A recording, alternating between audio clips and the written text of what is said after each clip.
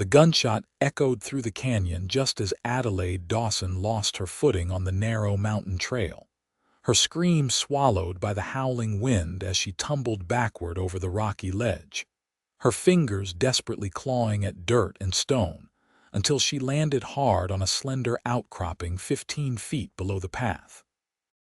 Her heart hammered against her ribs as loose pebbles continued to rain down around her, and when she dared to look down past her trembling legs, she saw nothing but a sheer drop of at least 200 feet into the jagged rocks of the canyon below. The late afternoon sun beat down mercilessly on the New Mexico landscape in the summer of 1878, and Adelaide pressed her back against the cliff face, her breath coming in short gasps as she realized with growing horror that she was completely trapped. She had been traveling from Santa Fe to Pinan with her aunt's small trading caravan when bandits had attacked them on the winding mountain road. Adelaide had run when the shooting started, her only thought to escape into the wilderness, but now she understood that her panic had led her somewhere far worse than captivity. The outcropping beneath her feet was barely 3 feet wide and perhaps 5 feet long, crumbling at the edges, and every tiny shift of her weight sent more dirt cascading into the abyss. Above her, the trail seemed impossibly far away, the rock face offering no handholds that she could see, and below there was only death waiting in the shadows of the canyon. She tried to call for help, but her voice came out as barely more than a whisper, her throat tight with fear. Hours seemed to pass as she stood frozen against the stone, the sun slowly beginning its descent toward the western horizon, painting the sky in shades of orange and purple that would have been beautiful if she were not so terrified. Her legs began to shake from holding the same position for so long, and she knew that eventually her muscles would give out and she would fall.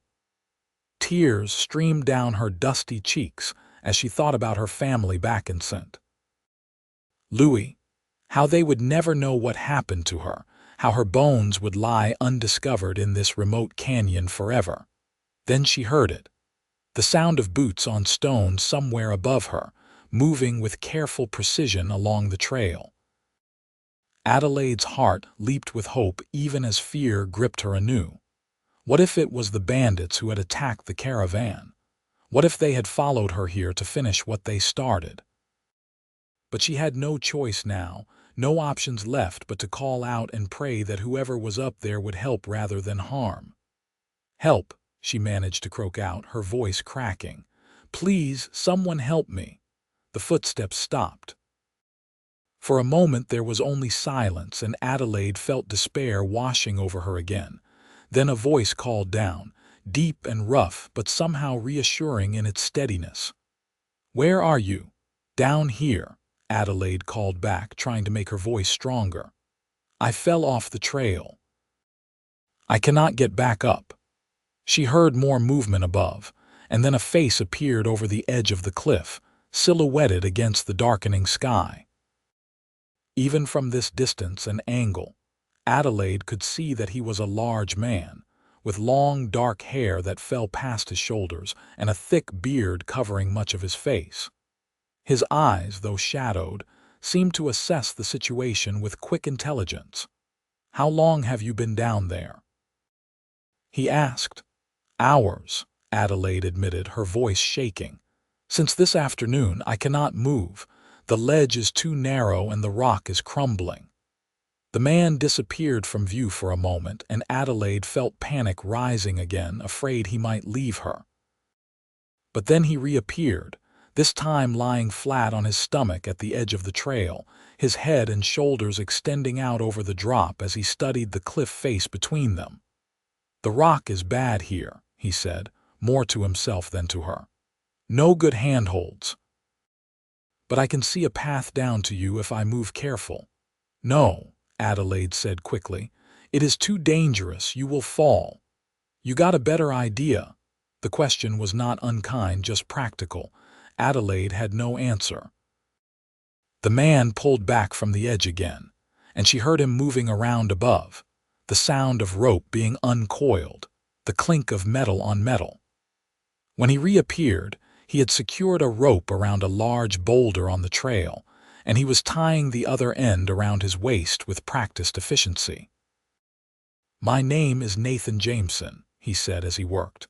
"I live up in these mountains.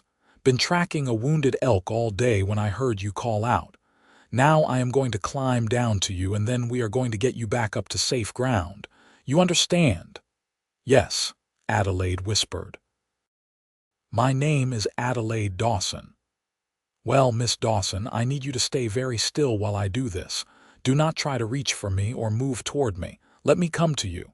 Can you do that?" Adelaide nodded, then realized he might not see the gesture clearly. "Yes, I can do that." Nathan swung himself over the edge of the trail with the rope gripped firmly in both hands, his boots finding purchase on the rock face with a sureness that spoke of years spent in these mountains. Adelaide watched in amazed silence as he descended, his powerful arms controlling his weight as he worked his way down the sheer cliff. His shoulders were incredibly broad beneath the buckskin shirt he wore, his forearms corded with muscle as he gripped the rope. Even in her terrified state, Adelaide found herself noticing the sheer physical strength of the man coming to her rescue. He moved with careful deliberation, testing each foothold before committing his weight to it, and twice Adelaide saw small cascades of rock break loose and tumble past her into the void. But Nathan never faltered, never showed any sign of fear or uncertainty.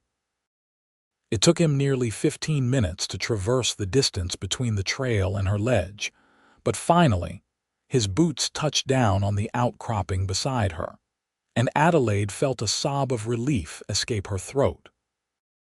"Easy now," Nathan said quietly, his voice much closer now and somehow even more reassuring. "We are not out of this yet." Up close, he was even more imposing than she had realized. He stood well over 6 feet tall with shoulders that seemed to fill her entire field of vision. His face was weathered and tanned from years in the sun and wind, his eyes a striking pale blue that stood out dramatically against his dark beard and sun-bronzed skin. There was a scar running through his left eyebrow, and his hands were calloused and scarred in the way of a man who worked with them constantly. He looked every inch the mountain man he claimed to be, rough and dangerous and completely at home in this unforgiving landscape. "You hurt anywhere?" he asked, those blue eyes studying her with concern. "No," Adelaide managed, "just frightened.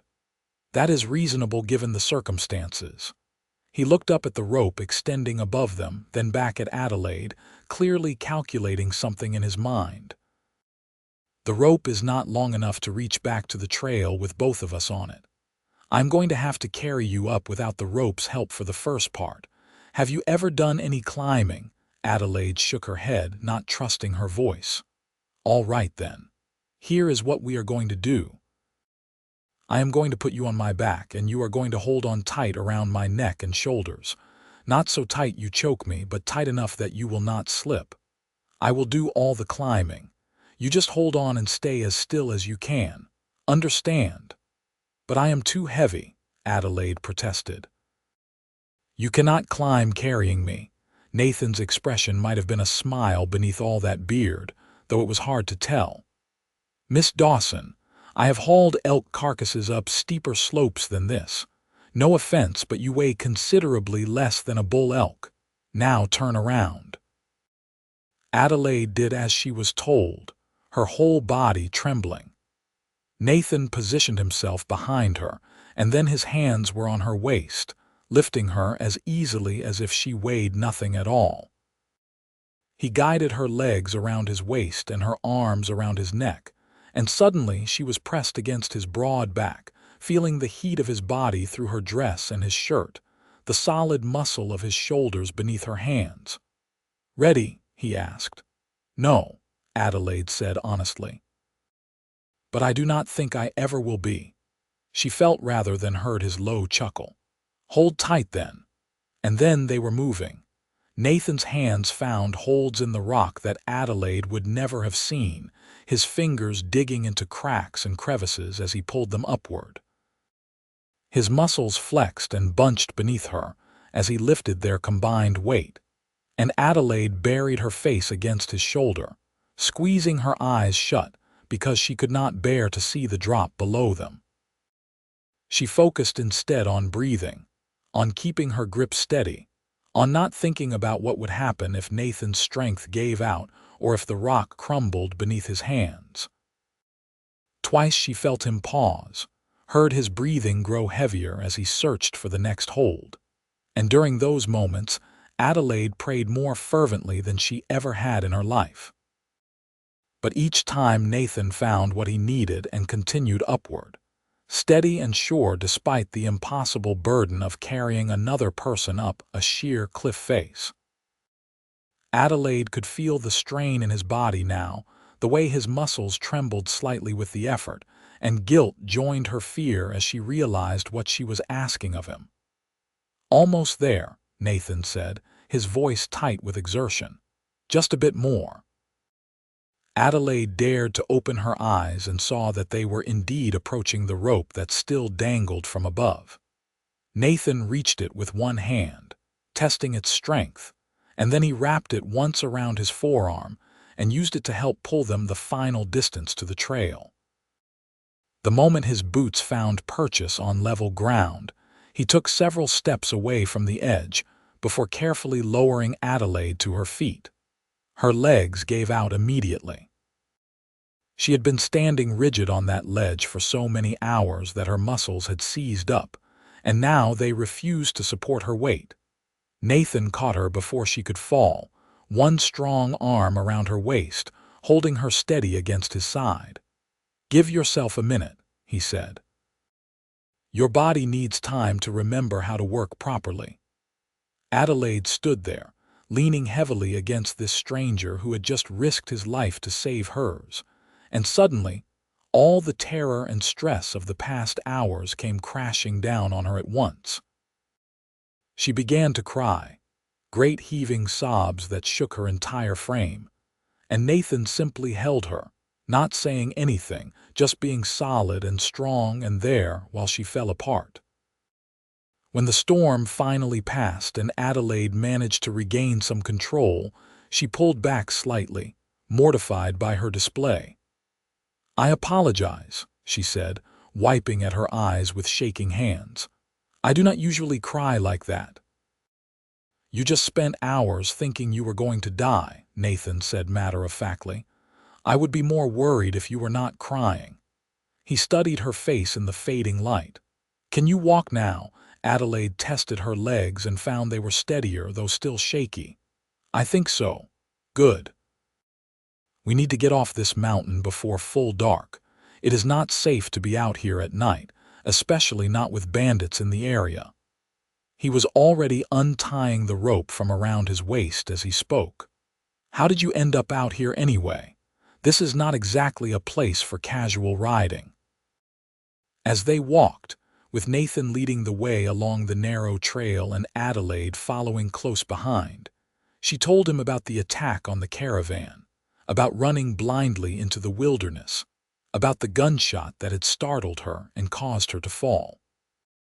Nathan listened without interrupting, his eyes constantly scanning the landscape around them, alert for any signs of danger. "Your aunt's people?" he asked when she finished. "What happened to them?"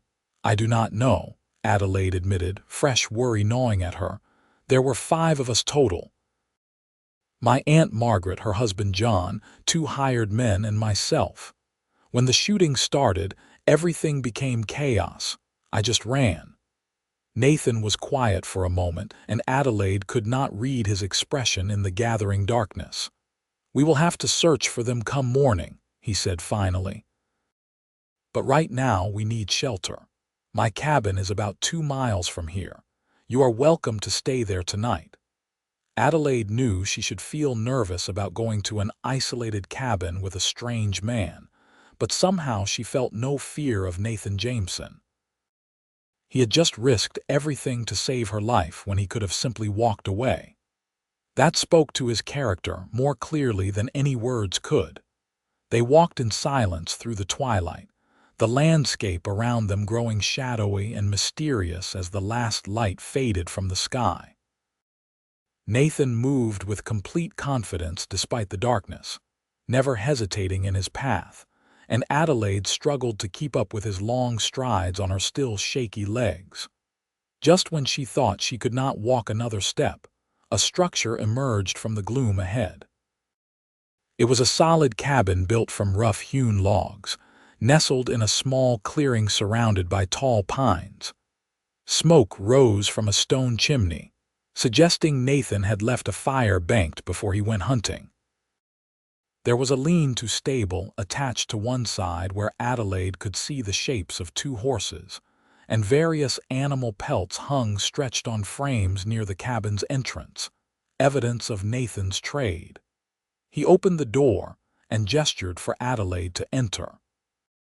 The interior was a single large room with a fireplace at one end, a bed in one corner, a table and chairs in the center, and shelves and hooks along the walls holding supplies, tools, and weapons.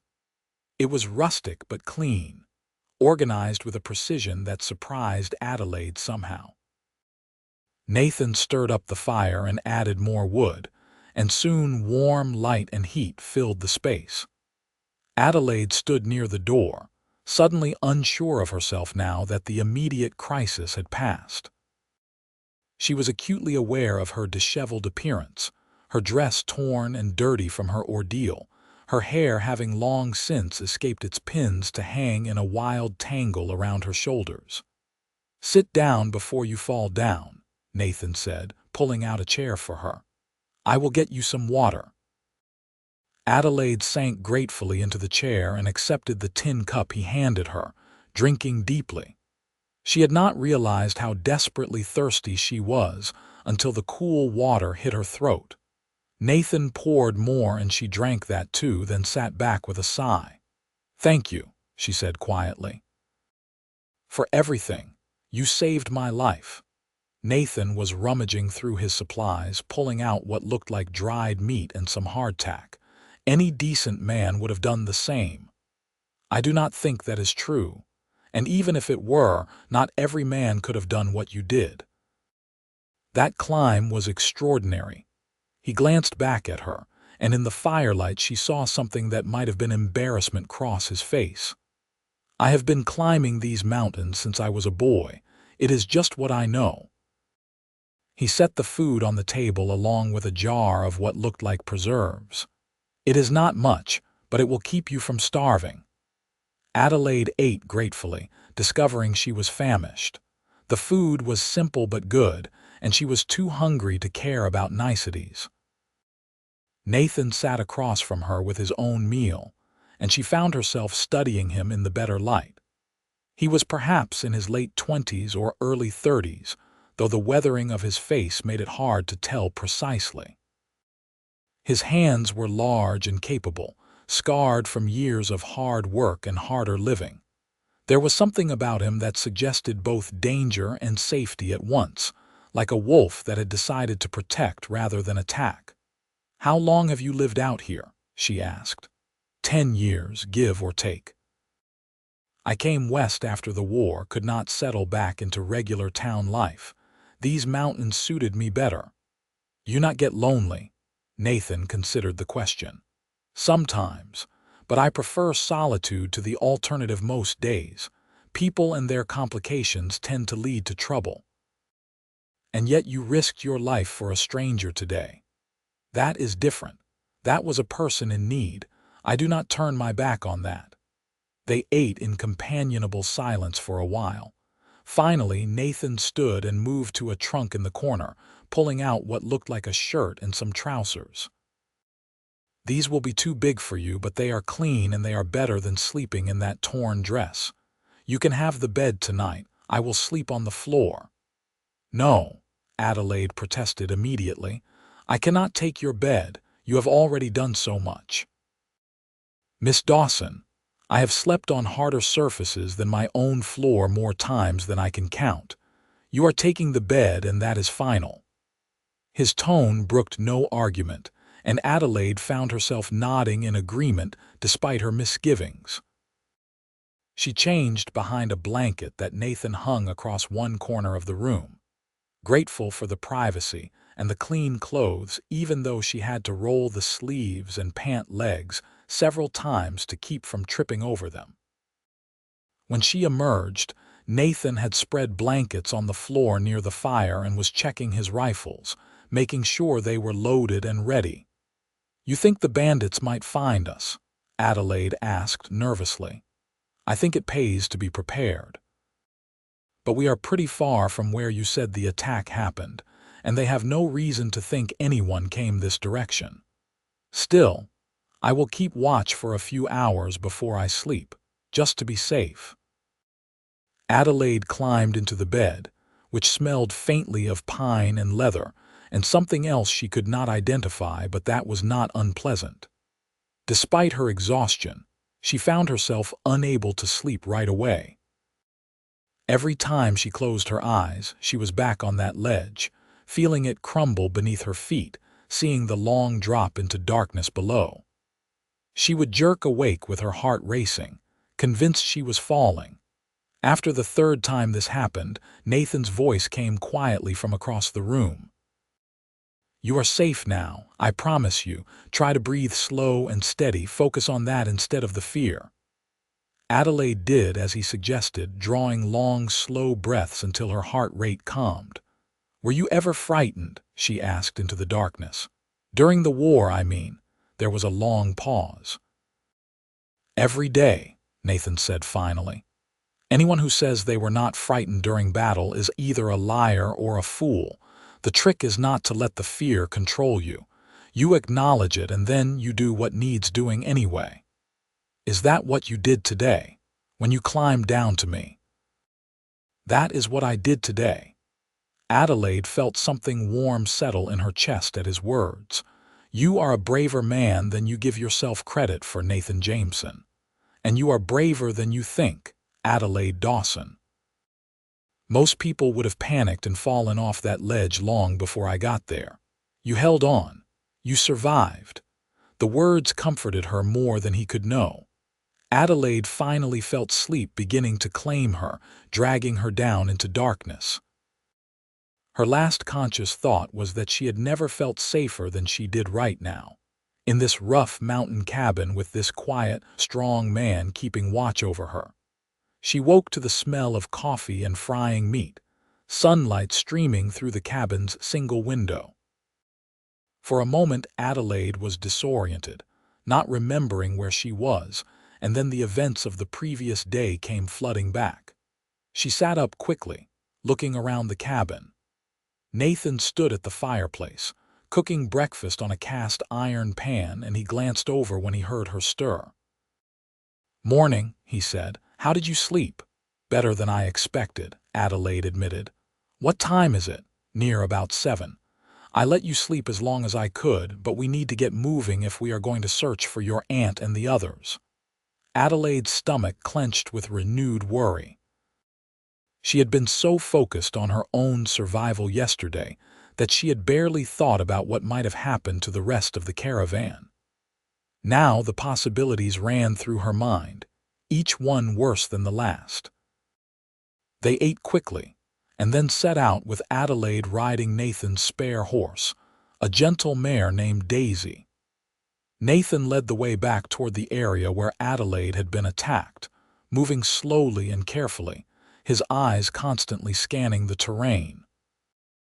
Adelaide tried to remember exactly where she had been when the shooting started, but everything had been such a blur of panic that it was hard to reconstruct the sequence of events.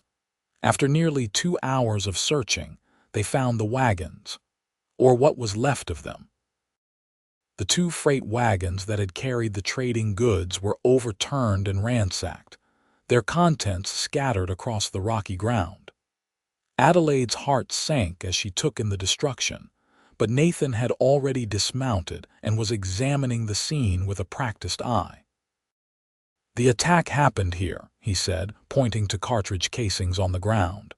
"And based on the tracks, there were 5 or 6 attackers. They came from the east, probably waited in ambush." He moved around the site, reading the story written in dust and blood. "Your people fought back, but they were outgunned. But look here."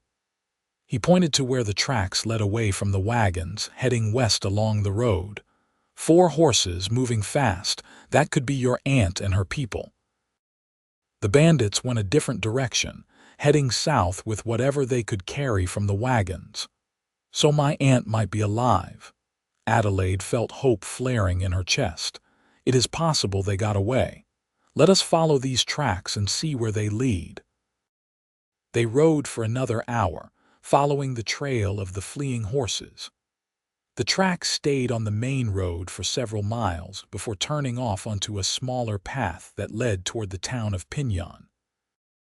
As they crested a rise, Adelaide saw the small settlement spread out in the valley below, and her relief was palpable.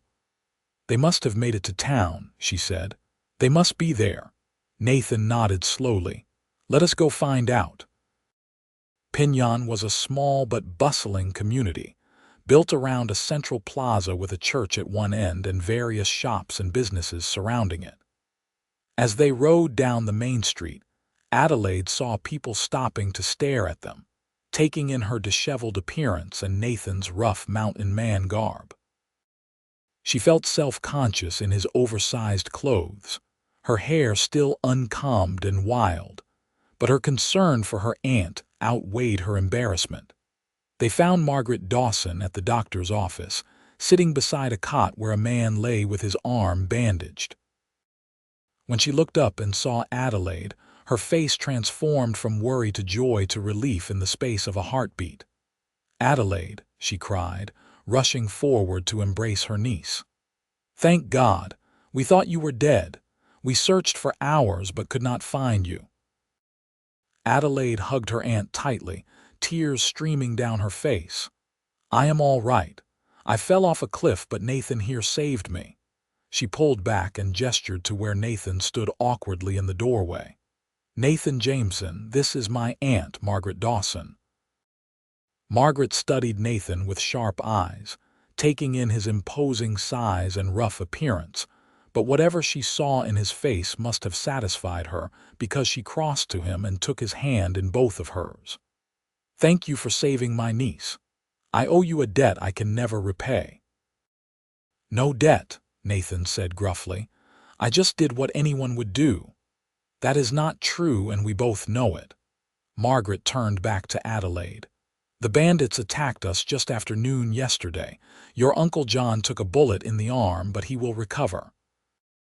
The 2 men we hired were killed in the initial attack. When you ran and the shooting started, we thought they had shot you. We fought them off and managed to escape, but when we came back to search for you, there was no sign. Just blood on the rocks that we feared was yours."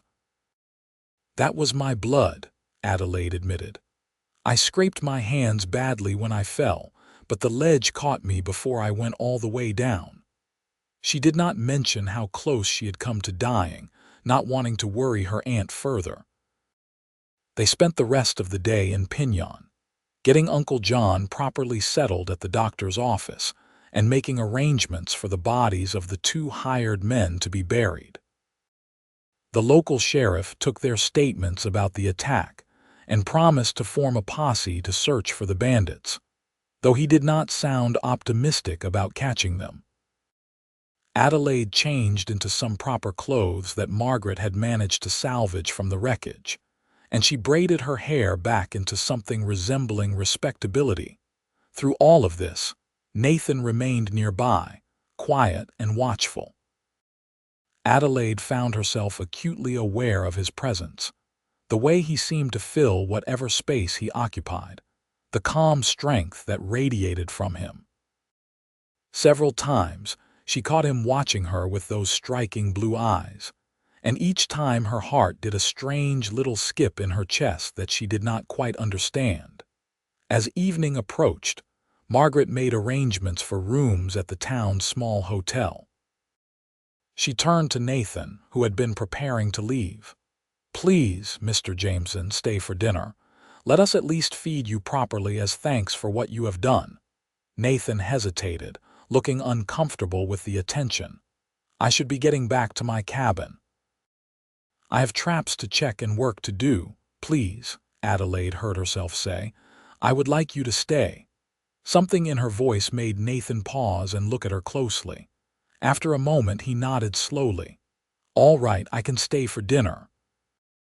They ate at the hotel's small restaurant, and Margaret regaled them with stories of her trading business, the various characters she had met over the years traveling between Santa Fe and the smaller towns. Uncle John joined them despite his injury, his arm in a sling, and he shook Nathan's hand firmly and thanked him repeatedly for saving Adelaide. Adelaide mostly stayed quiet, content to listen and watch Nathan as he slowly relaxed in the company of her family. He was not much of a talker, but when he did speak, his words were thoughtful and intelligent.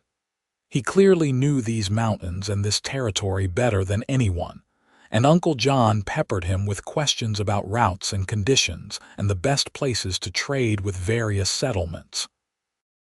After dinner, Margaret and John retired early, exhausted from the ordeal of the past 2 days. Adelaide walked outside with Nathan, and they stood together in the warm evening air, looking up at the stars that were beginning to appear in the darkening sky. "What will you do now?" Nathan asked. "I suppose we will try to salvage what we can from the wagons and continue on to wherever my aunt and uncle plan to go next. What we were carrying is lost, but they have more goods stored in Santa Fe." Adelaide paused. "What will you do?" "Go back to my cabin, back to my life." He turned to look at her in the dim light. "You should stay with your family. Town is safer for a woman." "Safer, perhaps, but is safe always better?" Nathan's expression was unreadable. "What do you mean?" Adelaide was not entirely sure what she meant, only that the thought of Nathan riding back into those mountains alone and her never seeing him again made something ache in her chest. "I mean that sometimes the safe path is not the right path." They stood in silence for a long moment. Finally Nathan said, "You should get some rest. You have been through a terrible ordeal, so have you. You did not sleep at all last night." "I am used to that." Adelaide turned to face him fully. "Nathan, I want to thank you again. Not just for saving my life, but for the kindness you showed me afterward. You did not have to take me to your cabin or give me your bed or make sure I was safe. But you did. That means more to me than I can say." She could see him shifting uncomfortably with the praise. "It was nothing. It was everything." Before she could lose her courage, Adelaide stepped forward and raised herself on her toes to press a kiss to his bearded cheek. She felt him go very still, felt the warmth of his skin beneath her lips, and then she pulled back, her heart hammering. "Good night, Nathan Jameson," she said softly, and fled into the hotel before he could respond. Adelaide lay awake most of the night, replaying the events of the past 2 days over and over in her mind. She kept seeing Nathan climbing down that cliff face to reach her, kept feeling the strength of his arms as he carried her to safety, kept remembering the gentleness in his rough voice when he comforted her in the darkness of his cabin.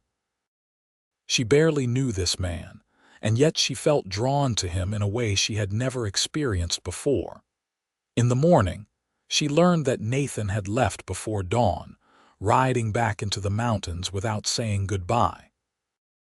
The disappointment that crashed over Adelaide was far sharper than it should have been, and she went through the motions of the day in a fog, helping her aunt and uncle make arrangements to return to Santa Fe. It took 3 days to organize everything. 3 days during which Adelaide found herself constantly looking at the mountains, wondering where Nathan was, what he was doing, whether he ever thought about her the way she found herself thinking about him. She told herself she was being foolish, that she was simply experiencing some kind of misplaced gratitude, that whatever she thought she felt would fade once she returned to normal life. But the feeling did not fade. If anything, it grew stronger. On the fourth day, as they were preparing to leave Pinan with a new wagon and new hired guards, Adelaide saw a familiar figure riding down the main street. Her heart leaped as Nathan drew his horse to a stop in front of the hotel, those pale blue eyes finding hers immediately. "Miss Dawson," he said formally. "Might I have a word with you?" Adelaide nodded, not trusting her voice, and followed him a short distance away from where her aunt and uncle were supervising the loading of supplies.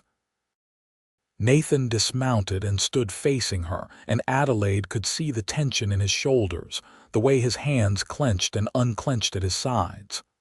"I should not have left without saying goodbye," he said finally. "That was rude of me. You had your own life to return to. I understand." "No, you do not." He took a breath. "I left because I was a coward, because I could not face saying goodbye to you properly." Adelaide's heart was beating so hard she was sure he could hear it. "Why not?"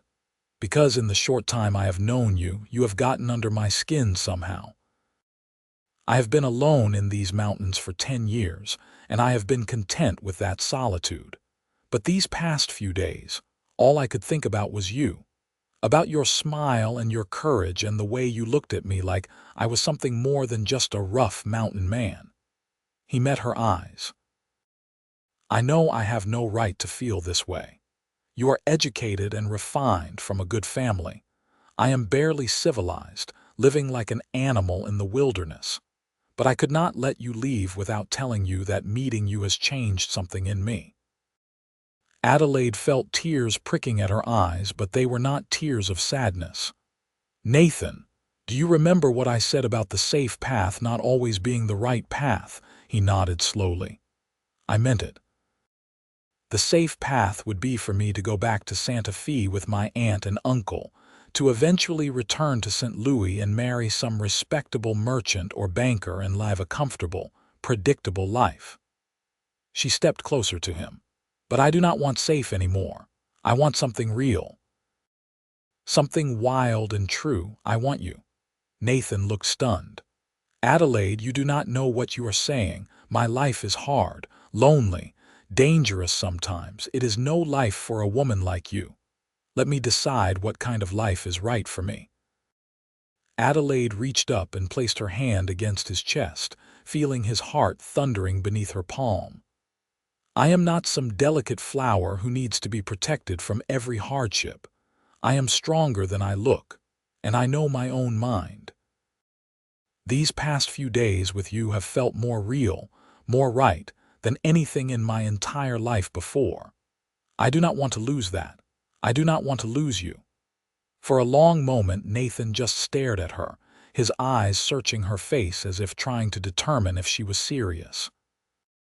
Then, moving slowly as though afraid she might vanish, he raised his hand and cupped her cheek, his calloused thumb brushing gently across her cheekbone.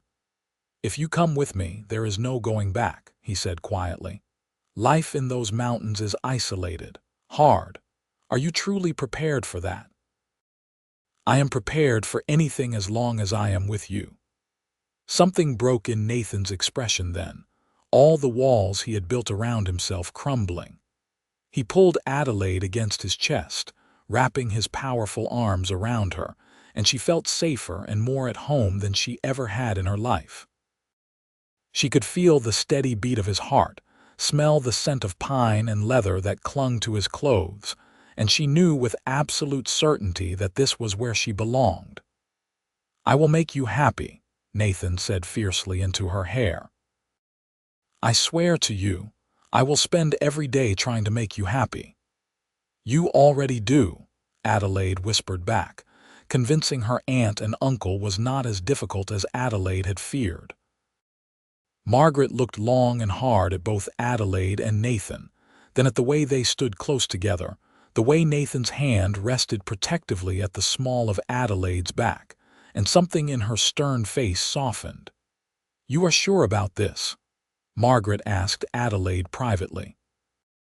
"You barely know this man. "I know everything I need to know," Adelaide replied. "I know he is brave and kind and honorable. I know he risked his life to save mine when he could have simply walked away. I know that when I am with him, I feel more myself than I have ever felt before."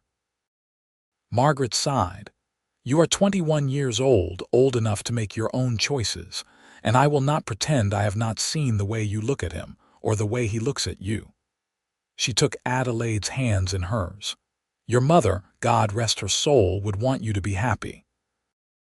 If this mountain man makes you happy, then you have my blessing. But promise me you will write, and that you will come visit when you can." "I promise," Adelaide said, embracing her aunt tightly.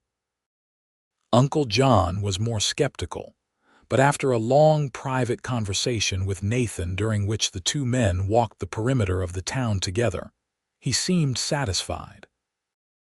Whatever Nathan had said to him had apparently allayed his concerns, because he shook Nathan's hand firmly when they returned and told Adelaide he approved.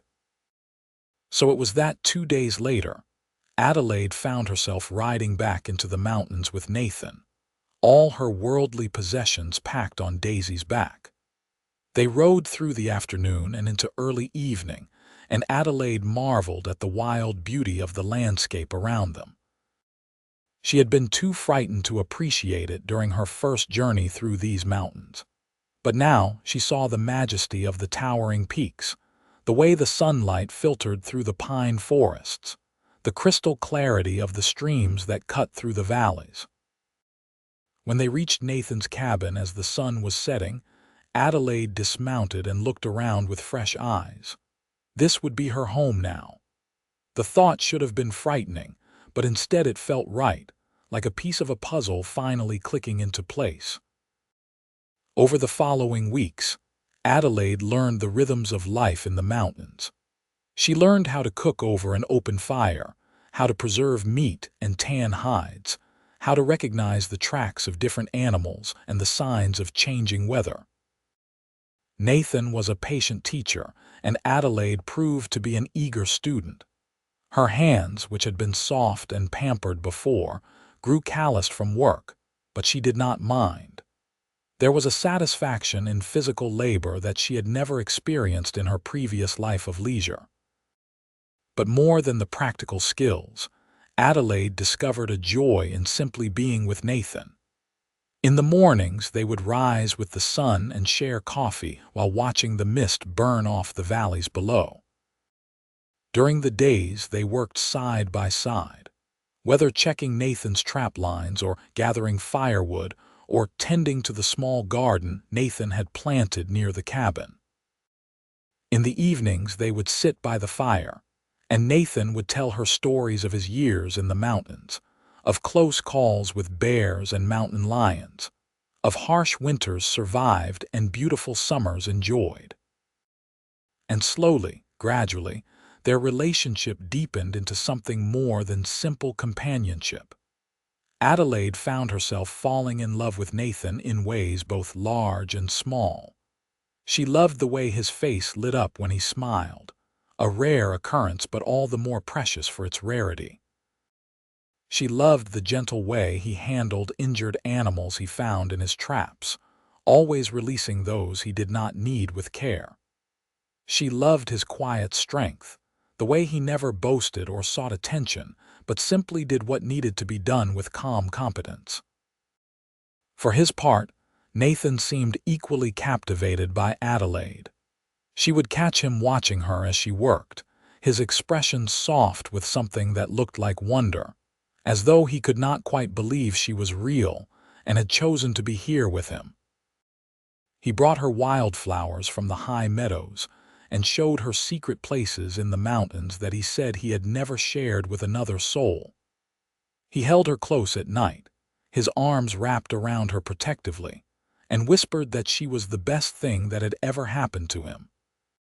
6 weeks after Adelaide came to live with Nathan in the mountains, he rode with her down to Pinan, where the circuit preacher was making his monthly visit.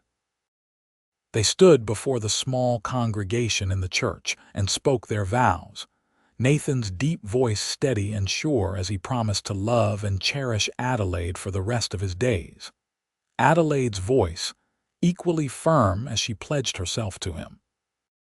When the preacher pronounced them husband and wife, Nathan cupped Adelaide's face in his large hands with such tenderness that she felt tears spring to her eyes, and he kissed her as though she were the most precious thing in the world. The small congregation cheered, and Adelaide felt happiness flooding through her, bright and warm and perfect. They honeymooned in Nathan's cabin, spending lazy days exploring the mountains together and long nights discovering each other. Adelaide had been nervous about the physical aspect of marriage, but Nathan was patient and gentle with her, taking his time to ensure her comfort and pleasure. The passion between them was fierce and consuming, but it was always tempered with tenderness, with the deep care they felt for each other. As summer turned to autumn, and the aspen leaves blazed gold against the evergreen pines, Adelaide realized she was pregnant. She told Nathan one evening as they sat watching the sunset paint the sky in shades of orange and pink, and she watched as a dozen emotions crossed his face in rapid succession: shock, fear, wonder, and finally pure joy. "A baby," he said softly, placing his hand reverently on her still flat stomach. "Our baby." "Are you happy?" Adelaide asked, suddenly nervous. Happy does not even begin to cover it. Nathan pulled her close, kissing her forehead, her cheeks, her lips.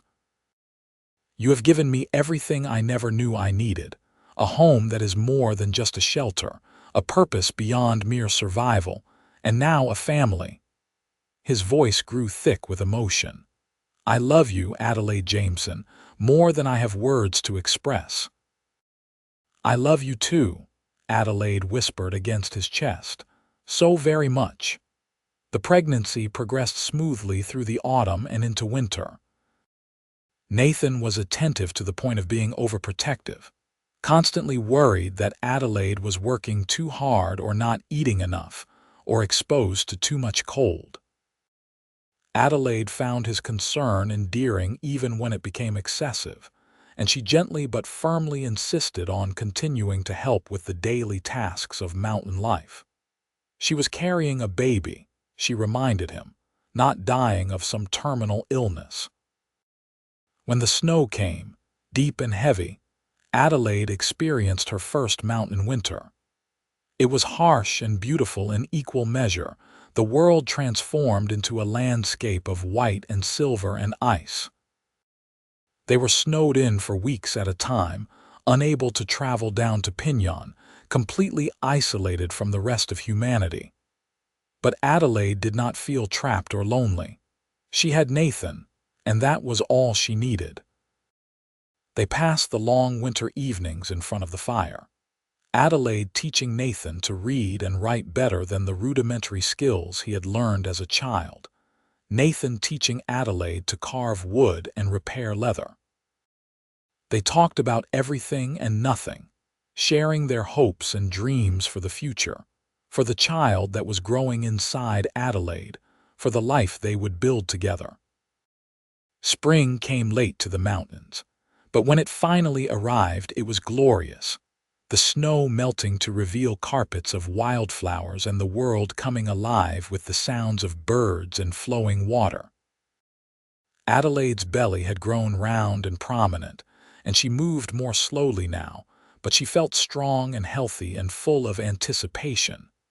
In late May, as the world bloomed in green and gold around them, Adelaide went into labor. Nathan had prepared as best he could, having ridden down to Pinan weeks earlier to speak with the doctor and the midwife, learning what he needed to know to help Adelaide through the birth. But now that the moment had arrived, Adelaide could see the fear in his eyes, the terror of something he could not protect her from, could not fight for her. "I need you to be strong now," Adelaide said between contractions, gripping his hand. "I need you to help me, Nathan. Can you do that?" He nodded, visibly pulling himself together, and from that moment on he was exactly what Adelaide needed. He stayed by her side through the long hours of labor, supporting her when she needed to walk, holding her when the pain grew too intense, speaking words of encouragement and love that gave her the strength to continue. Their son was born just after midnight, arriving into the world with a lusty cry that echoed through the cabin.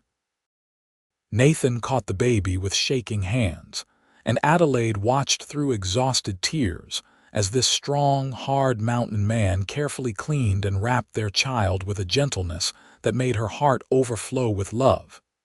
"He is perfect," Nathan said wonderingly, placing the baby in Adelaide's arms. "Just like his mother." They named him Noah, and he was indeed perfect, with his father's blue eyes and his mother's delicate features. Nathan was completely besotted with his son, spending hours simply watching the baby sleep, marveling at his tiny hands and feet, the way his little face scrunched up when he cried. Adelaide healed quickly from the birth, and within weeks she was back to her normal activities, though now with a baby strapped to her back or chest as she worked. Noah seemed to thrive in the mountain environment, growing fat and healthy on his mother's milk, his cheeks rosy from the fresh air and clean mountain water. As Noah grew from infant to toddler, Adelaide and Nathan settled into a comfortable rhythm.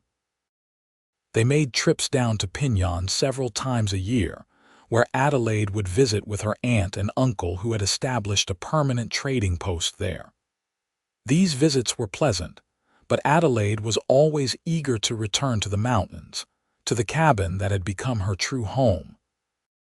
When Noah was 2 years old, Adelaide became pregnant again. This time the pregnancy was harder, and she spent much of it feeling ill and exhausted.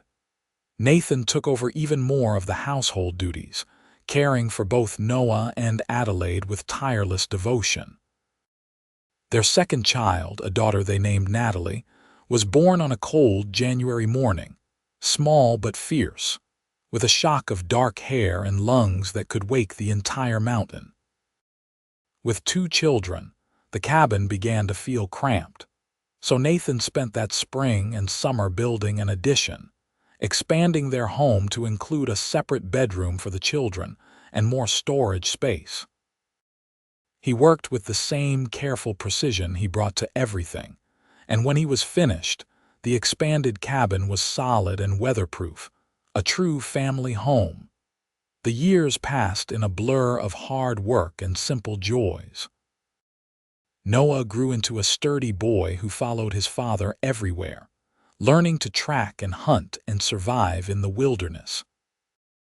Natalie was more interested in the plants and animals around them, constantly bringing Adelaide interesting rocks and flowers she had found, asking endless questions about everything she saw. Adelaide had never been happier. The life she had left behind in civilization seemed like a distant dream, belonging to a different person entirely. She was no longer the sheltered city girl who had nearly died on a cliff ledge. She was strong and capable, browned by the sun and muscled from hard work, completely at home in this wild place. On their 5th wedding anniversary, Nathan took Adelaide to a high meadow he had discovered during one of his hunting trips. They left the children with a friendly family in Pinan for the night and rode up into the mountains as the sun was setting. The meadow was filled with wildflowers, and a small lake reflected the mountains and sky like a mirror. "This is beautiful," Adelaide breathed, looking around in wonder. "I wanted to give you something special," Nathan said, "to thank you for these 5 years, for taking a chance on a rough mountain man who did not know the first thing about being a husband or a father." Adelaide turned to him, cupping his bearded face in her hands. "You have been the best husband and father I could ever have asked for. You are kind and patient and loving. You work yourself to exhaustion to provide for us. You make me laugh and you make me feel cherished every single day. I would not trade our life for anything in the world." Nathan pulled her close, and they danced together in the meadow with no music but the wind in the pines and the beating of their hearts. Later, they lay together under the stars, wrapped in blankets, and Nathan told Adelaide about his plans to expand their trapping territory, about the new techniques he wanted to try for tanning leather, about his hope to eventually save enough money to buy some cattle so they could have their own small ranch. Adelaide listened and contributed her own ideas, and they dreamed together about their future. She told him she wanted more children, at least one or two more, and Nathan smiled and said he would be happy with as many children as she wanted to give him. They talked until the moon rose high overhead, and then they made love under the stars with a passion and tenderness that had only grown deeper over their years together. When Noah was 7 and Natalie was 5, a third child arrived, another boy they named Nathan Jr., but called Junior to distinguish him from his father. Junior was a quiet baby, content to observe the world with serious eyes, and he seemed to inherit his mother's thoughtful nature rather than his father's more physical approach to life. Around this time, Nathan began to establish a reputation as one of the most skilled trappers and guides in the territory. People would come from Pinan and even from Santa Fe to hire him to lead hunting expeditions or to guide them through the mountains. The extra income was welcome, and Adelaide did not mind Nathan's occasional absences, because she knew he always returned to her, that their home and family were the center of his world. When Adelaide was 30 years old and Nathan was 38, their fourth and final child was born, a daughter they named Nicole. By this time, Noah was 8 and already a skilled hunter and tracker. Natalie was 6 and learning to read and write from the books Adelaide had ordered from back east, and Junior was 3 and following his older siblings everywhere on chubby toddler legs. The cabin, despite Nathan's additions, was bursting at the seams with 4 children. So once again Nathan set to work expanding their home. This time Adelaide helped, and together they built a proper 2-story structure that incorporated the original cabin but extended it significantly. It took 2 years of work done in spare moments between all their other duties, but when it was finished, they had a real home with separate bedrooms for the children, a proper kitchen, and even a small library where Adelaide could teach the children their lessons. Life continued its steady rhythm. The children grew and thrived, all of them strong and healthy and happy in their mountain home. Nathan taught the boys to hunt and trap, while Adelaide taught Natalie and Nicole the domestic skills they would need, though she was careful to also teach all the children to read and write and figure numbers, believing that education was important regardless of gender. When Noah turned 16, he announced that he wanted to go to Santa Fe to learn a trade, perhaps to become a blacksmith or a carpenter. Adelaide's heart ached at the thought of her firstborn leaving, but both she and Nathan supported his decision. They had always known that their children might choose different paths than the isolated mountain life they had built. Noah left that spring with their blessing, and enough money to see him settled, and Adelaide cried for 2 days straight after he was gone. But Nathan held her and reminded her that they had raised Noah to be independent and capable, and that they should be proud that he was confident enough to strike out on his own. Letters came regularly from Noah over the following years. He had apprenticed with a blacksmith in Santa Fe and was learning the trade quickly. He had met a girl, a merchant's daughter named Sarah, and he was courting her with serious intentions. Eventually, he married Sarah in Santa Fe, and Adelaide and Nathan made the long journey down from the mountains with the other 3 children to attend the wedding. It was strange for Adelaide to be in a city again after so many years in the wilderness. The noise and crowds felt overwhelming, and she found herself eager to return to the quiet of the mountains. But she was happy for Noah, who seemed content with his choice, and she welcomed Sarah into the family with genuine warmth. Natalie, at 18, decided she wanted to become a teacher. She moved to Pinan, which had grown considerably over the years, and established a small school there. She lived with Margaret and John, who were now elderly but still active in their trading business, and she came home to visit once a month without fail.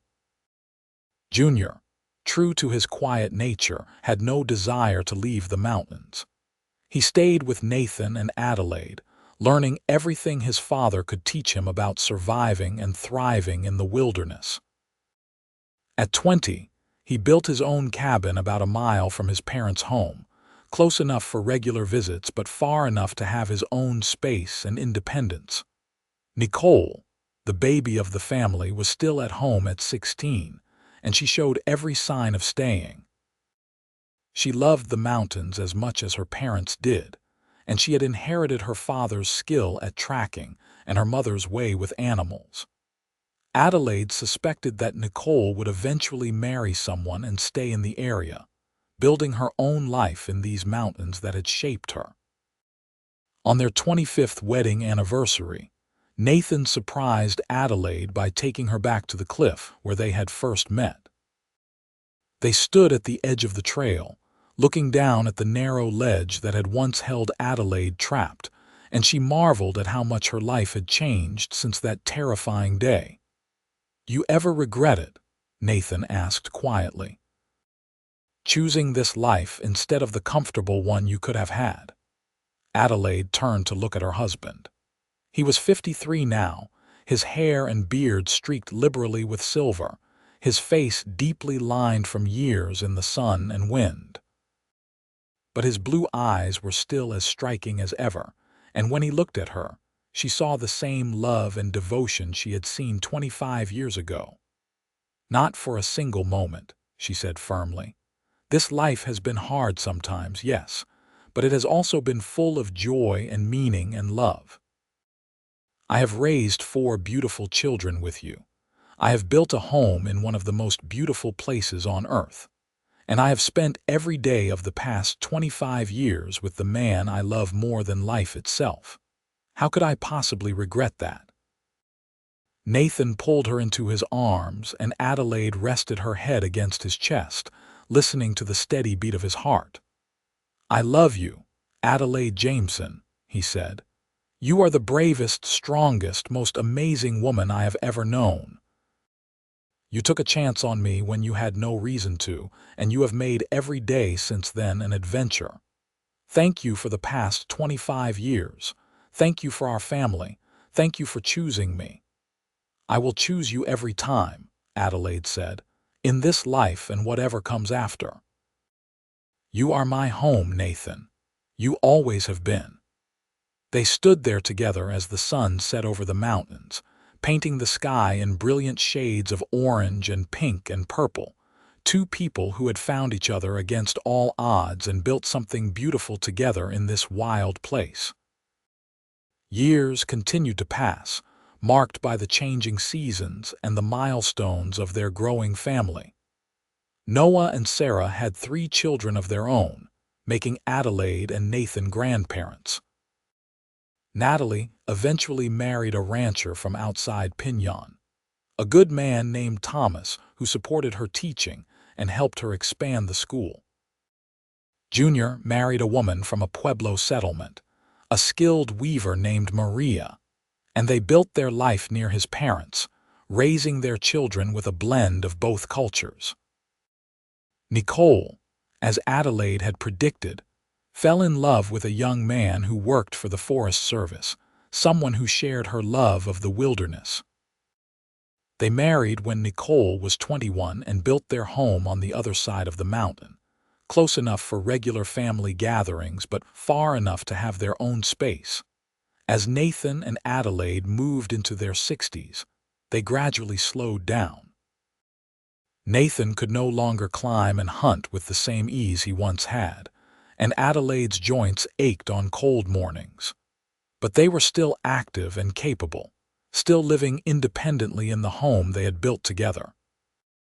They spent their days in comfortable routines, working in the garden that Adelaide had expanded over the years, taking slow walks through the forest they knew better than anyone, and enjoying visits from their children and grandchildren. Their cabin was often full of noise and laughter as multiple generations gathered for meals and celebrations. On quiet evenings, Nathan and Adelaide would sit on the porch they had built years ago, watching the sun set over the mountains, and they would hold hands and talk about their life together.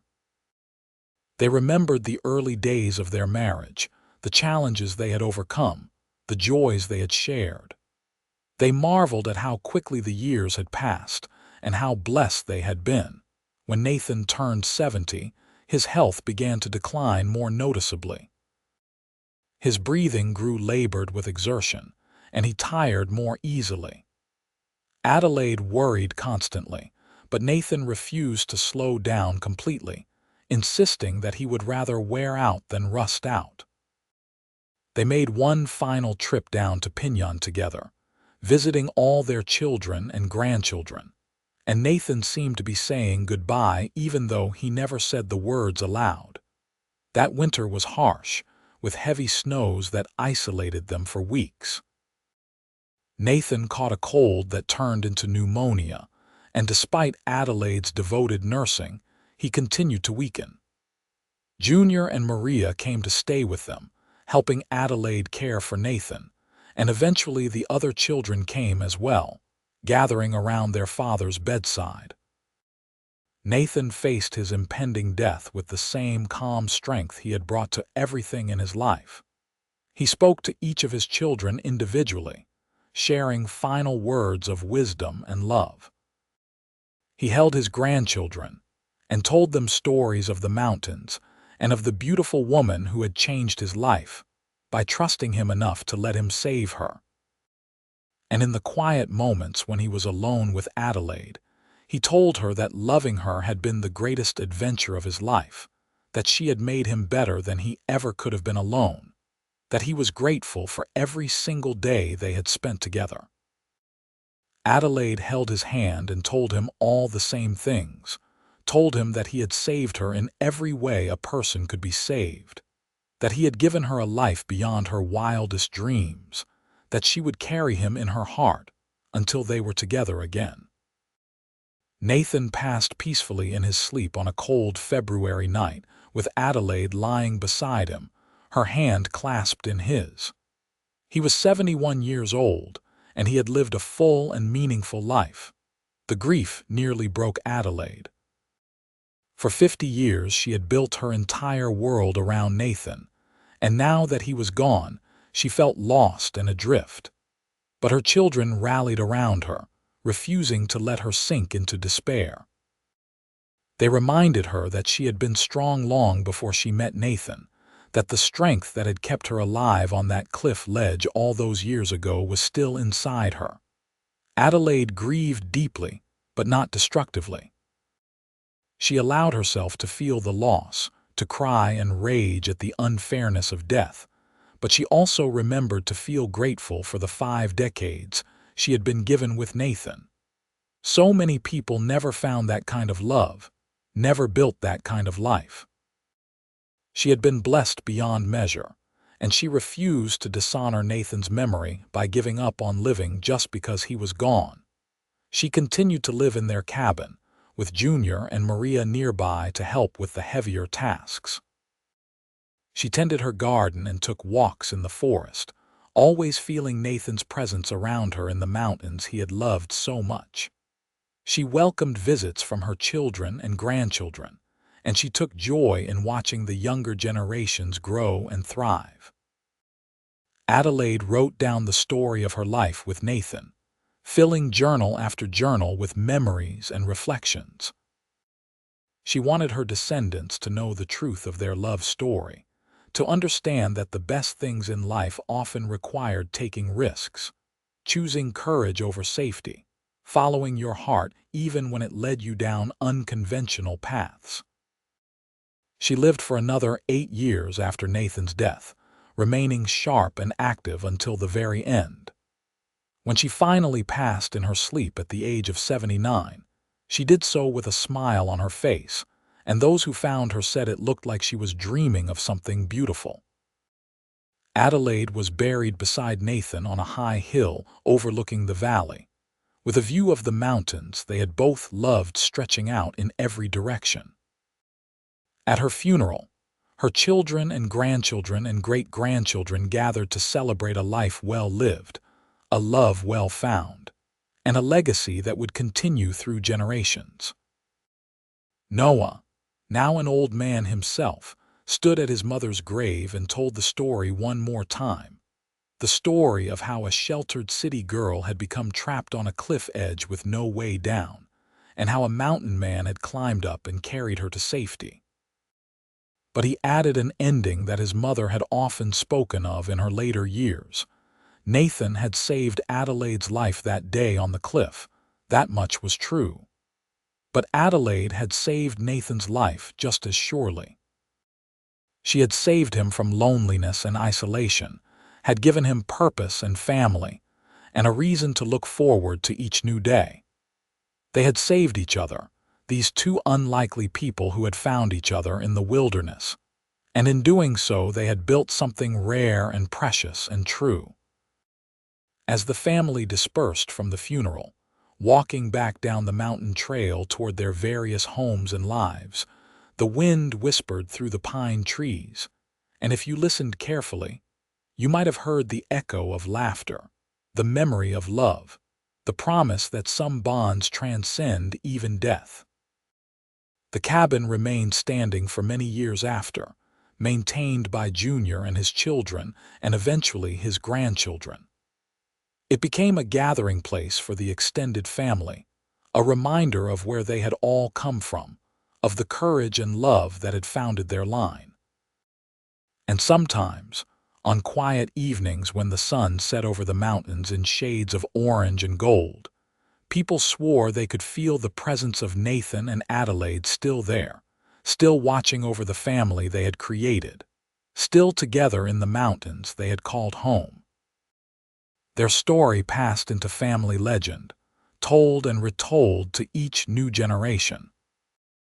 It became a touchstone, a reminder that true love requires courage, that the best life is not always the easiest life, that sometimes you have to be willing to take a leap into the unknown to find what you were always meant to find. And on a high cliff overlooking a canyon in the mountains of New Mexico, if you know where to look, you can still find the narrow ledge where Adelaide Dawson once stood trapped and terrified, where she was saved by a strong man with gentle hands and a good heart. The rock is worn now from years of wind and weather, but it endures just as their love endured, a testament to the power of one moment, one choice, one person willing to climb down into danger to carry another person to safety. The mountains remember, even if the world forgets. And in those wild places where civilization's reach grows thin, where the stars shine bright and the wind carries the scent of pine and possibility, their story lives on, eternal and true, a reminder that sometimes the greatest adventures begin with the smallest act of courage, and that love, when it is real and true and fierce, can transform not just two lives but generations to come.